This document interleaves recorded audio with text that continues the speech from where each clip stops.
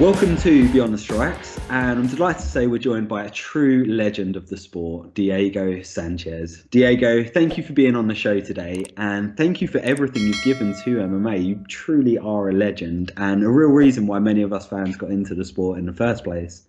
I appreciate that, man. That goes to the heart and the mind for me. And I've been laying low. I haven't been doing too many interviews. After 2021, I had a rough year, ended my UFC career, and then at the end, almost died from COVID. And so, I'm just going into 2022. I just been really excited about living this life and the opportunities that come, and taking full advantage of them in my privacy. You know what I mean? I don't need to be putting it all out there because, on March 11th, I'm going to be fighting Kevin Lee in Eagle FC. And I'll tell you, I'm very excited just to, be outside of the UFC, because you got to think I did UFC for so long, man, the longest tenured contracted fighter of all time. I never took 1 year off. And so, it's just a different vibe. It's a different vibe. And for me, because I was going to go to bare knuckle fighting championship. That was my plan.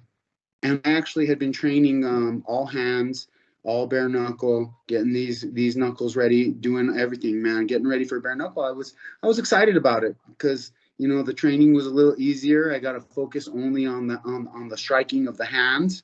And it was a great venture that I went on. Dave Feldman flew me out to Miami for a couple of events, and I was excited for it. And Melky Kawa was actually putting my deal together for me, and we had a deal where I was gonna make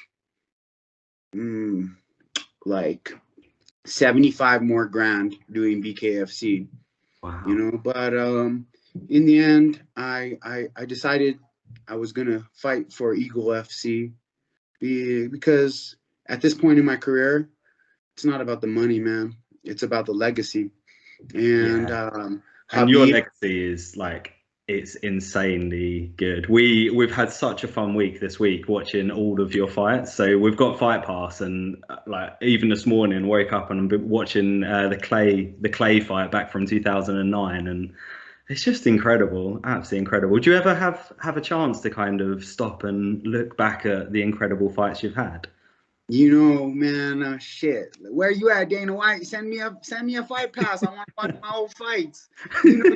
Boy, Dana. Yeah, me and Dana, we're still cool. We text and we message each other. There's no bad beef on that relationship. I support him and what he's doing with the UFC. And I support the sport of mixed martial arts. In the evolutional states that it goes through.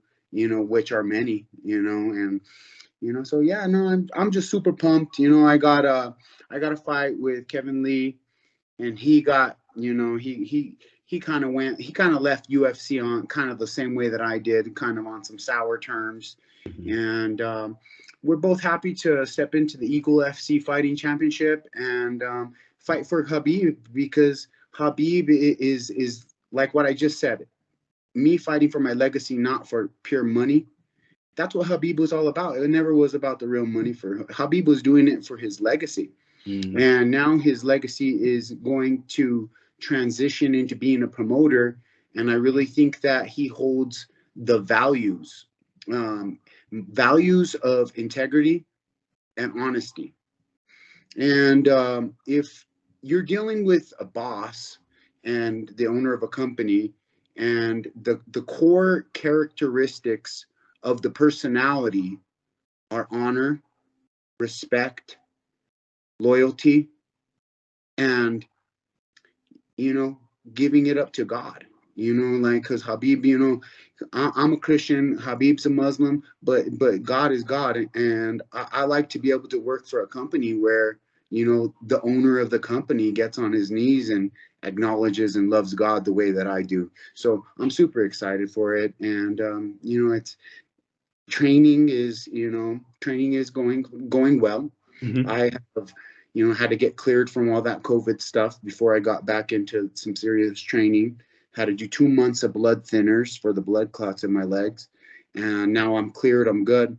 So it's back to my hot yoga every morning, getting my body healthy, limber, mobile, agile. Because I did put a lot of years on this body, and the martial arts, the understanding the concepts and the principles of martial arts, for me and my wisdom and my knowledge, I achieved and attained through 25 years of my own experience.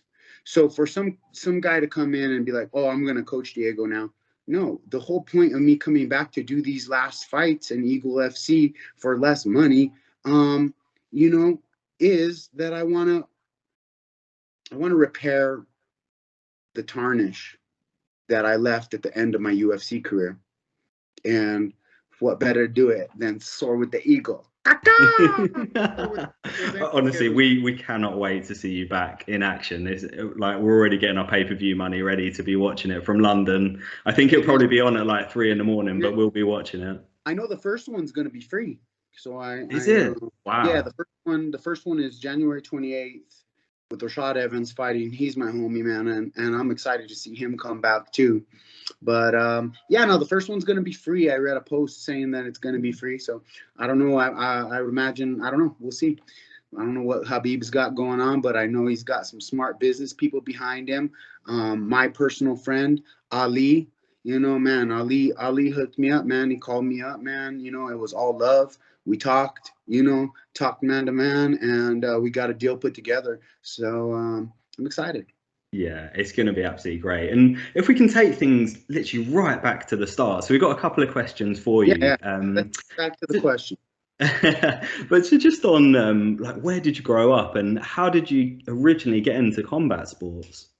Well, I grew up in Albuquerque, New Mexico, United States of America, not Mexico. That gets people get that wrong all the time. But yeah, no, I grew up here in Albuquerque, New Mexico, and I grew up watching boxers. My Johnny Tapia was one of my huge heroes. Danny Romero. I used to watch boxers, and I loved boxing. Mm-hmm. And that was, before I got into MMA, I was a big time boxing fan. So when I was young, man, this state is known for fighting. And this city definitely is a violent city. Per capita in the nation, the most violent city in America. Yeah. And we got the cartel right down the street. Like, shit is crazy over here sometimes, you know what I mean? We got the Kirtland Air Force Base. But people out here they're fighters, they're fighting for their lives. It's a lot of people that struggle, but out here in Albuquerque, New Mexico, man, I had to learn how to fight by defending myself. And the first time I got in my first fight was with 3 guys.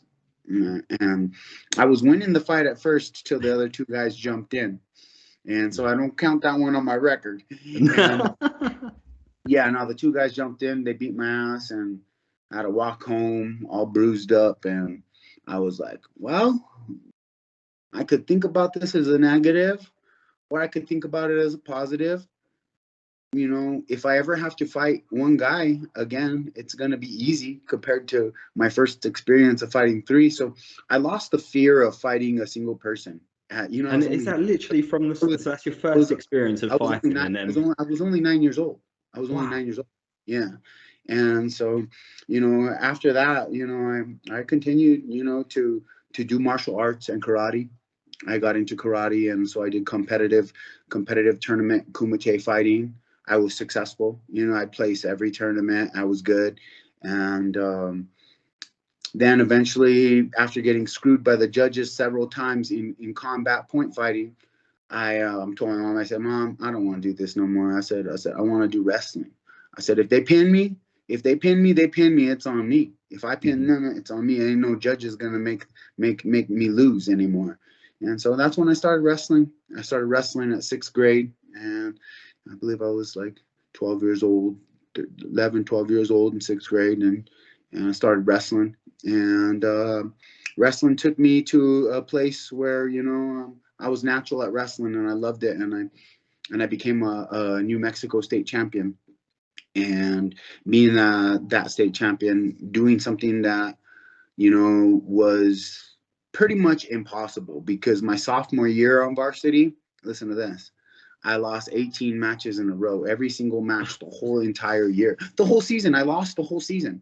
And Wow. it wasn't until the state championship I won two matches. I won two consolation matches, and I lettered. And there was no chance that this loser could ever be a state champion. And I worked my ass off, man. I put it in year round. I wrestled in the summer, I wrestled in the fall, I wrestled in the spring, and I made it back, man. And the next year I took sixth in state, my junior year, and then my senior year I became a state champion. So yeah, no, after achieving a goal that pretty much felt impossible to me to achieve, that's what inspired me to be a believer in myself, to have faith in myself, and to really go after some big goals.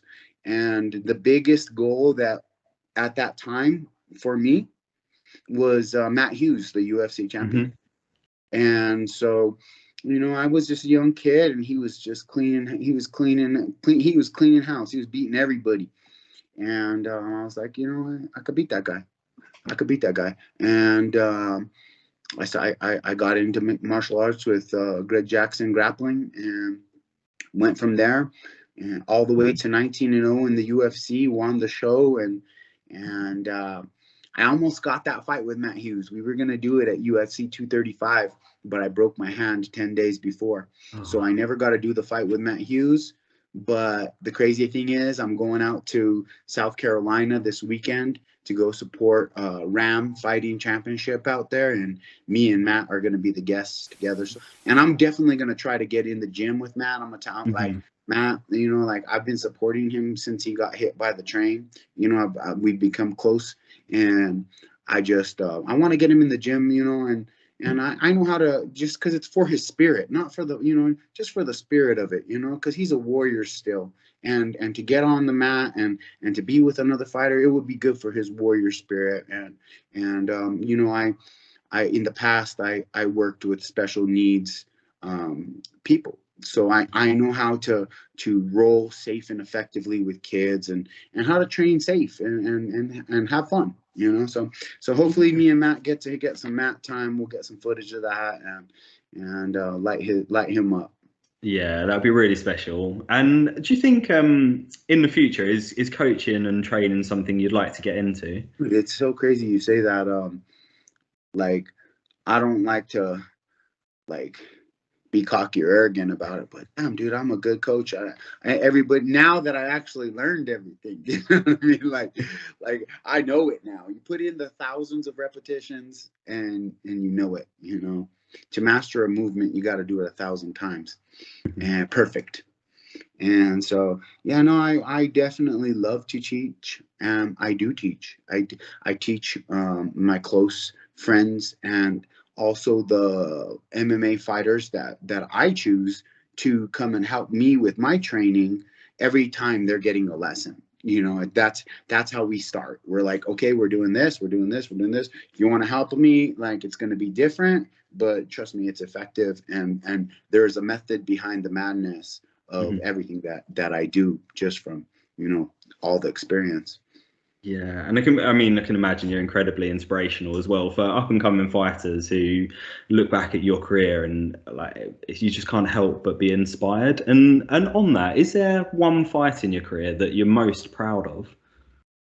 Well, the first one that comes to mind is just Kenny Florian, Hmm. because there was so much on the line. That was a pivotal moment in the pioneering of the UFC. So, like, there was just so much on the line. I had the contract. I had this was my opportunity to make it big in the UFC, so I could go get Matt Hughes, who was like the current champ. And so, I went out there, and I completely dominated. I didn't get hit with one punch. And I didn't get hit with one punch the whole fight. I didn't get hit with one elbow. I didn't get hit with one kick. I did not get put into nothing. I completely dominated a 3-time UFC title challenger who's an amazing martial artist himself and a Brazilian Jiu-Jitsu black belt who's very, very skilled. And, you know, I take my hat off to Ken Flo, man. He has an amazing, legendary Hall of Fame. I hope they put him in the Hall of Fame for one of his fights, for something. But, man, Kenny's a great guy. But that fight, you know, I showed up and I did not have a flaw. And so, yeah, that's the best fight, I'd have to say. You know, there's the Nick Diaz fight that people like. Yeah. Knocking out Joe Riggs in the first round was fun. Fighting Clay Guida, like at the Palms Casino, who was my sponsor at the time. That was crazy. I set that whole deal up with the Maloofs and Dana to make it happen. The connection with the UFC and the Palms, so that was a huge one. UFC. Let's see, it was me and Gilbert Melendez in Houston, Texas. We fought out there at UFC. Was it 169? I believe it was. But anyways, man, that fight, the crowd was crazy, and me and Gilbert went to war, and it was awesome. Our walkout songs, I walked out for La Raza. He walked out to Santana. It was epic. So there's so many, man. There's just so many of those in my career. You know, you can keep going back and back and back and looking at them. You know, you got the fight with BJ Penn, you know, where I fight for the title and get my ass whooped and hurt in the first round really bad and just take a lot of damage the whole fight, you know. But still, I got to fight, you know, BJ Penn at his prime of prime after he had just defeated everyone, man. He was on fire, man. He had just finished Florian. This guy had already been a 2-division champion, and for me, you know, to go in there and compete with him, when in my opinion, the BJ I fought was the best, most in shape, and most confident BJ that was ever. And so, yeah, no, I had a great career, man, and me and BJ became great fans after, man, and I support him. You know, shout out to BJ Penn running for governor in Hawaii. When he wins, me and BJ gonna be down on the beach, you know. Oh, it's brilliant. And I mean, you mentioned so many incredible fights. And have you had any superstitions going into fighting that's kind of stuck with you throughout your career that you do before, like maybe in the weigh-in or before the cage walk? Man, I've gone through all the cycles of it, man. Never really leaned too much on superstition. You know, of course I would, you know, always lean more onto, you know, having a good prayer before I go out there, getting myself motivated, amped up, and ready for the challenge.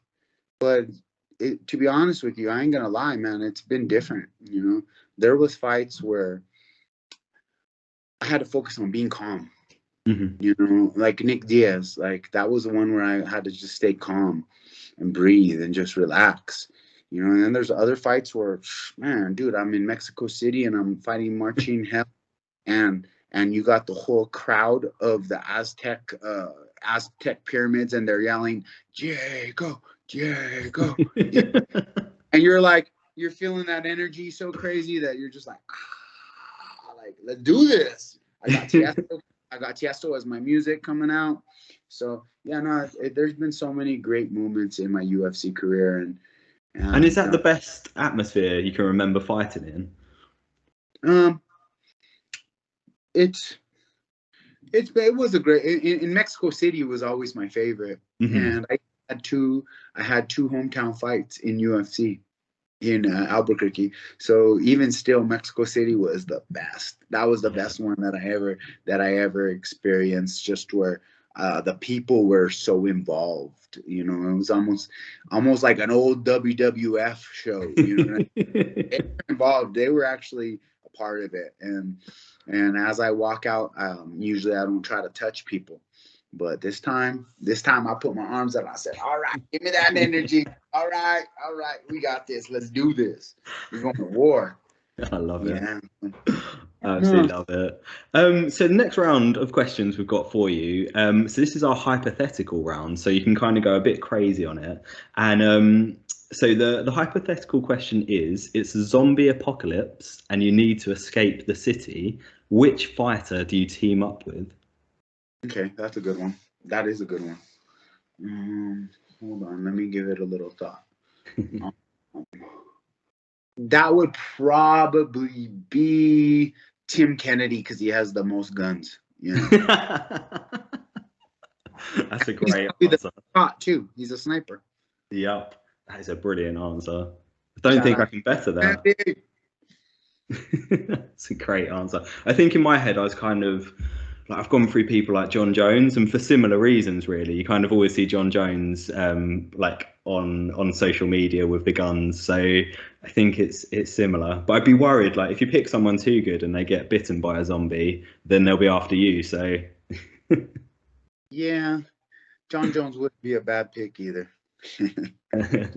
John and then so our final round is called the quickfire round, and we're going to ask you either or questions, and it's just the first one that comes to mind. So you ready? Yep, ready. Okay, so striking or grappling? Striking or grappling? Hmm. Striking. Robots?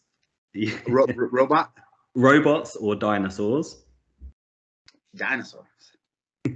Fighting for $1 million or fighting for the title? $1 million. A KO win in the first 5 seconds of a fight or a KO win in the last 5 seconds of a fight? First 5 seconds of the fight. Yeah. Would you like to travel to the moon or travel to the bottom of the ocean? That's a good one. Nah, I don't want to go to either. The alien, boom, they're gonna eat you. You got monsters down in the ocean. You're gonna eat you. I'm gonna stay here on Earth. Stay on Earth. Good choice. Earth. And then final question is superhero or supervillain? A superhero. Brilliant. Do you have a favorite superhero? I have a couple. Yeah, I have a couple. I like Black Panther. Mm-hmm. You know, That's a great movie. but my favorite, if I could be one, Mm-hmm. it would be Doctor Strange. Cool. Good choice. Mind power. That's a great choice. Well, it's been an absolute pleasure talking to you today. Really appreciate it. As we said, you're an absolute legend. So on behalf of all the fans, thank you so much. And we can't wait to see you back in the cage again. It's going to be absolutely brilliant. Thank you. Let's do this anytime you guys want, man. You guys hit me up. I'm always available to fill you guys in on what's going on. Everything's going good. You know, I'm just focused on being healthy and being a good dad, being a good man for my lady, and just taking care of my family, because family and God come first in my life, and so that's what I've been focusing on, and I know everything's gonna fall into place in this year. And just excited to be healthy and get back at it.